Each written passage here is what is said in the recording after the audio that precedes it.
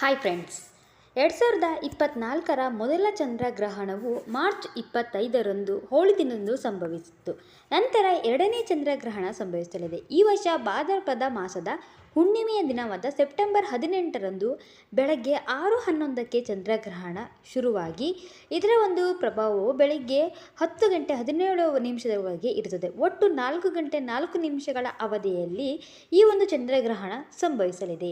ಈ ಒಂದು ಚಂದ್ರಗ್ರಹಣದಿಂದ ಈ ರಾಶಿಚಕ್ರದ ಜನರ ಒಂದು ಜೀವನದಲ್ಲಿ ಅನೇಕ ಆಸೆ ಈಡೇರಿಸಬಹುದು. ವಾಸ್ತವವಾಗಿ ಈ ಬಾರಿ ಚಂದ್ರಗ್ರಹಣವು ತುಂಬ ವಿಶೇಷವಾಗಿದೆ.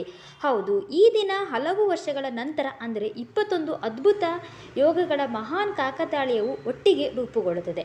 ಹಾಗಾದರೆ ಅದೃಷ್ಟವಂತ ರಾಶಿಗಳು ಯಾರು ಅಂತ ಹೇಳಿ ನಾವು ನಿಮಗೆ ತಿಳಿಸಿಕೊಡ್ತೀವಿ.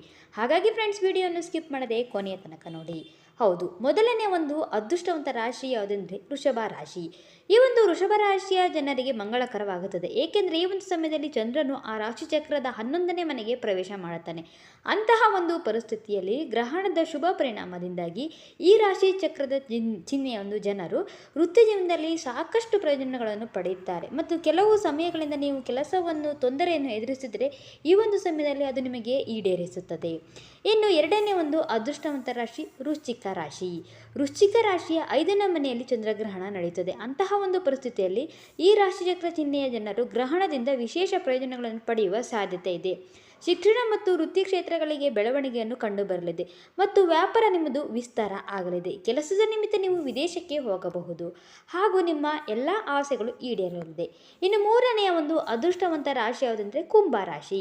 ಕುಂಭ ರಾಶಿಯ 2ನೇ ಮನೆಯಲ್ಲಿ 2024ರ ಕೊನೆಯ ಮತ್ತು 2ನೇ ಚಂದ್ರಗ್ರಹಣ ಸಂಭವಿಸಲಿದೆ. ಈ ರಾಶಿಚಕ್ರ ಚಿಹ್ನೆಯ ಜನರು ಗ್ರಹಣದ ಶುಭ ಫಲಿತಾಂಶಗಳನ್ನು ಪಡೆಯುತ್ತಾರೆ. ವಿದ್ಯಾರ್ಥಿಗಳು ಪೋಷಕರಿಂದ ಬೆಂಬಲವನ್ನು ಪಡೆಯುತ್ತಾರೆ.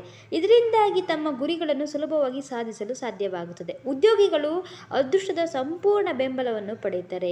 ಇದರ ಒಂದು ಕಾರಣದಿಂದ ಇವರು ಶೀಘ್ರವೇ ಬಡ್ತಿಯನ್ನು ಪಡೆದು ಒಳ್ಳೆಯ ಸಂಬಳವನ್ನು ಕೂಡ ನೋಡುತ್ತಾರೆ. ಸೊ ನೋಡಿದ್ರಲ್ಲ ಫ್ರೆಂಡ್ಸ್, ಇದರಲ್ಲಿ ನಿಮ್ಮ ರಾಶಿ ಇದ್ದರೆ ಯಾವುದೆಂದು ನಮಗೆ ಕಮೆಂಟ್ ಮೂಲಕ ಕಮೆಂಟ್ ಮಾಡಿ ತಿಳಿಸಿ. Finally, thanks for watching friends.